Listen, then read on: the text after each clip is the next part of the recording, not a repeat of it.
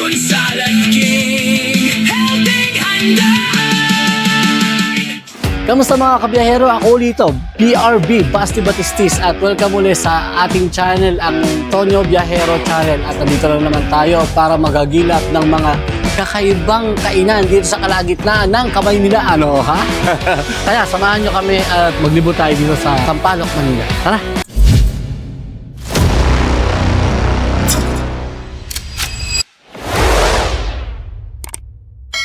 May nadiscover tayo guys, isang tindahan na hindi lamang puro laman, kundi puro halaman. Nandito tayo ngayon sa Jun Salad King. At titikman natin ang mga salad ni Kuya Jun. Tara, samahan niyo ako mga kabiyahero at medyo healthy tayo today. Tara! Ito na tayo ngayon mga kabiyahero at nandito pa rin tayo sa kalagitnaan ng Sampaloc, Manila. At ngayon ay kakausapin natin ang owner ng tinaguriang Salad King dito sa Sampaloc, ang Jun Salad King. Well, made fresh to order talaga dito mga kabiyahero. Kaya ito kasama natin si Sir Jun Balagtas. At pwede bang introduce yung sarili niya, Sir Jun? I'm Jun Balagtas, owner ng Jun Salad King. Ayun. Sir Jun, paano po ba nagsimula tong Jun Salad King? Nagsimula ito nung before pandemic pa. 2018, nag-online muna ako. Kasi nakikita ko walang nagtitinda ng salad. That time. Ako talaga yung pioneer ng salad dito sa Sampaloc. That time na yun, wala akong sasakyan, wala akong service. Talagang naglalakad ako, sinusuyo ko yung mga customer. So nilalako niyo talaga yung salad before? Before talaga. Para ma-introduce. Ang pumatok talaga sa akin, yung macaroni salad. Macaroni salad pa Yun talagang tinitinda ko that time na yun. Wala pa akong mga vegetable salad, wala pa mga ganyan. Wala akong ibang tinda, yun lang. Macaroni salad. By tab yung mga by tab lang yung maliliit. Talagang sinusuyo yung mga customer ko. Talagang naglalakad talaga ako. So ilan dinadala nyo noon pag naglalako kayo? Yung parang paper bag lang na malaki, nakaganyan na sa akin. 2018, 2019, talagang nag-click yun. Nung pandemic, nag-stop ako. Pero nag-ano rin ako nung 2021, nag-online ulit ako. Pero hindi na siya nag-click. So, nag-try ako ng mag-open ng store nung 2024. Napalipat-lipat ako. Hindi pa to. Hindi talaga ito. Yung unang-unang store ko dito, sa MB Dul Santos din dito. Tapos lumipat ako ng Dapitan. Tapos lumipat ako ng Gastambide. And then dito ako talaga. Dami pala. Dami na. Napuntahan talaga to. Pero dito ako nagtagal. Dito ako nag-click.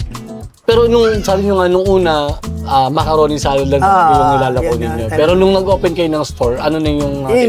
Nagdagdag na ako ng mga vegetable salad, mango kani salad, tapos tuna salad, yung mga yan. Yung mga nandito ngayon sa... Dinagdag ko na siya sa mga menu ko. Then yung dito naman, tinaray ko naman ng shawarma. Kasi tingin ko wala na siya shawarma dito. So yun yung dinagdag nyo talaga dito, shawarma? Shawarma. So from macaroni to vegetable salad, then shawarma. So nag-try ako ng shawarma salad. Kasi wala din dito eh. Kaya titignan ko yung mga tao, yung mga product dito, kung ano wala. Doon na yun ang ginagawa ko. Nag-isip ako kung anong sauce ang dadagdag ko. Nga pala, kasi original mo din yung sauce dito. Wala akong chili sauce dati. Wala akong cheese sauce. Ang sauce ko lang dati, white sauce. Yung Caesar sauce. Caesar dressing. Pero ano yung nagtulak sa inyo, sir, para mag-turn kayo into vegetable salad? Kasi nagsimula kayo sa macaroni. Siyempre, yung tao magsasawa din kasi puro yun ang tinda mo. So, dapat may mga variants ka. May mga options sila na pang-healthy talaga. So, yun ang inisip ko talaga. Kasi that time na yung maraming kakasakit na nun. Yung after the pandemic, di ba? Isa sa posibleng dahilan ng pagdami ng mga hypertension sa mga kabataan ay ang pandemya. Nalimitahan daw kasi ang galaw dahil sa mga lockdown. Halos online na lamang ang mga aktibidad. So, talagang nag-isip ako kung ano dapat kong idagdag. So, nagdagdag ako ng vegetable salad, nag-create ako, nag-isip ako kung ano dapat kong pagsama-samahin at hindi pagsasama-samahin. So, nag-click naman din siya. So, pero may nag-inspire ba sa inyo para mag-ganito? May Na-inspire nagpulak ako ba sa inyo? siguro sa mga nakikita ko sa mga tao na unhealthy yung kinakain nila. Igan silent killer kung tawagin ng sakit na hypertension, ito yung pagkaroon ng high blood pressure. Taas. Ayon sa Philippine Statistics Authority, isa sa hypertensive disease na leading cause of death sa bansa noong taong 2024. Puro patok-batok. Hindi ko naman sa inaano yung mga patok-batok. Siyempre, gusto nila yun, favorite nila yun, wala akong magagawa. Pero ang gusto ko lang, yung bang something new na matitikman nila at babalik-balikan nila. At saka, in fact, kung may nga sila sa mga gusto, mga putok-batok, maganda ngayon ganito kasi pang neutralization ng mga kinakain nila, di ba? Hindi naman lahat lagi kakain ng salad. Oo. Hindi naman lahat na tao kakain din ng mga putok-batok. Oo, correct. Kaya meron silang option na kainin nila ang gusto nila. Pero ako, i-encourage ko lang yung mga tao na kumain din ng gulay. Pero may advocacy ba talaga kayo sa ganito? Or talagang nakikita nilang na-observe Wala, nila sa mga tao? na-obserbahan ko lang, tsaka yung mga tao talaga, pinipilaan nila yung mga ganun eh. Kaya sabi ko, tutuloy ko to, bahala na. Naging pangkaraniwan na sa mga edad 12 hanggang 18 ang may hypertension o high blood. Batayan sa survey na isinagawa ng Philippine Heart Association o PHA. So, sir, nung nag-store na kayo dito, kasi di ba palipat-lipat kayo, no? Pero dito, nagtagal kayo dito ng 1 year. So, ano yung mga current challenges na experience nyo dito sa... Nung unang dating ko dito, walang pumapansin sa akin. Tumitingin-tingin lang sila. Wala talaga lumalapit. Nag-isip ako na magdagdag. Yun nga, dinagdag ko yung shawarma salad, shawarma rice. Pinabango ko siya. Nung naamoy na nila, lumalapit na sila. Exactly. Yun din yung, yung talagang pang-capture ng attention. Maamoy nila yung ano. Correct. Kasi yung salad, wala namang amoy yan. Wala, correct. Nag-isip ako ng ano kaya. Tsaka yan, nagdagdag din ako ng chicken grill, salad. Lahat ng mga babangong. Good strategy. Nice strategy. Napapatingin sila, lumalapit sila. Then umorder na sila. Tapos ang unique pa nung store kasi so very green. So greeny talaga siya Ang pagdating green sa talaga. malayo. So talagang may isip agad nila ay vegetable Pero ang maganda meron siya mga rice meal. May meat din naman talaga.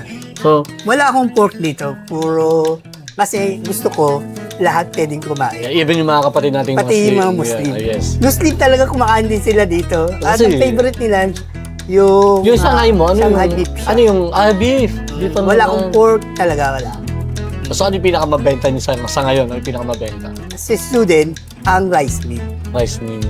Ano pa pangalan niyo, sir? Peter Gonzalez. Sir, madalas ba kayo kumain dito? Yung salad. Ako po, madala. Ano pong salad yung ino-order niyo dito? Yung shawarma salad. Shawarma salad. Ano po yung nagustuhan niyo sa shawarma salad? Yung madaming meat.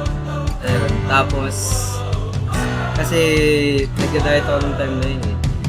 Kaya yun yung napili ko. Kasi madami siyang meat tapos nakakabusog yung dami ng servings ng vegetables.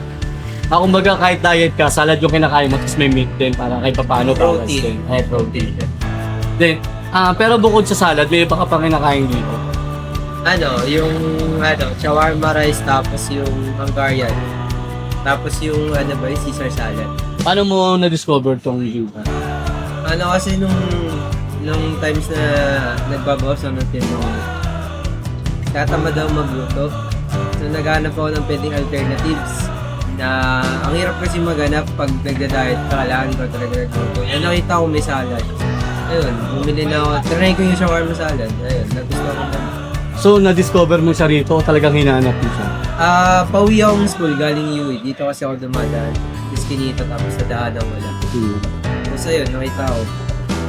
Kano magkano. Tapos ayun, umorder na ako nung gabi. Tinaka siyang dinner. Iba-iba yan eh. Sa mga student, rice meal. Sa mga Mga may young professionals. young professional, mga salad yan. Tsaka seniors. Yun ang maganda kasi na ano nyo pala lahat, no? Parang covered nyo Gusto lahat. ko talaga lahat. Mm. Pati itong juice ko, kala mo, pero mabenta to sa mga Ako, estudyante. favorite ko yan eh. Mabenta sa mga estudyante to. Ito, pinipilahan dito pag may mga estudyante. Wala lang. Pero kayo, ano din kayo? Vegetable lover din talaga kayo? Oo, or- vegetable lover ako. Gusto ko yung mga vegetable.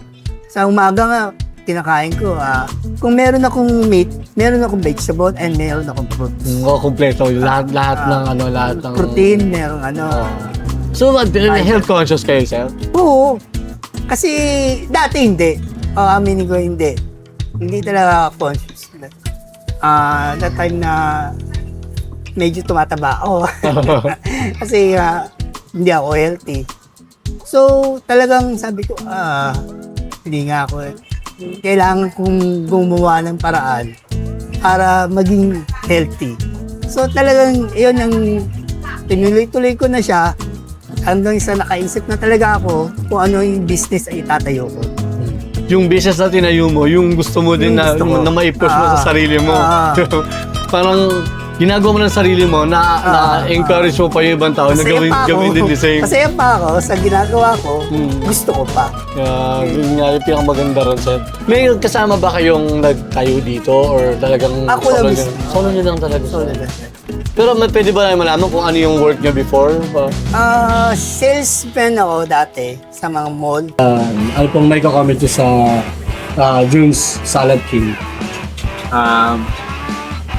Actually, bago po siya sa akin. Kasi ever since puro ako ang kinakain ko, puro putok-batok. Ngayon, ngayon lang kami nag-dinner ng salad, kaya refreshing naman yung dating sa akin. Kamusta naman, sir? Anong... Masarap naman po, feedback? tapos budgeted.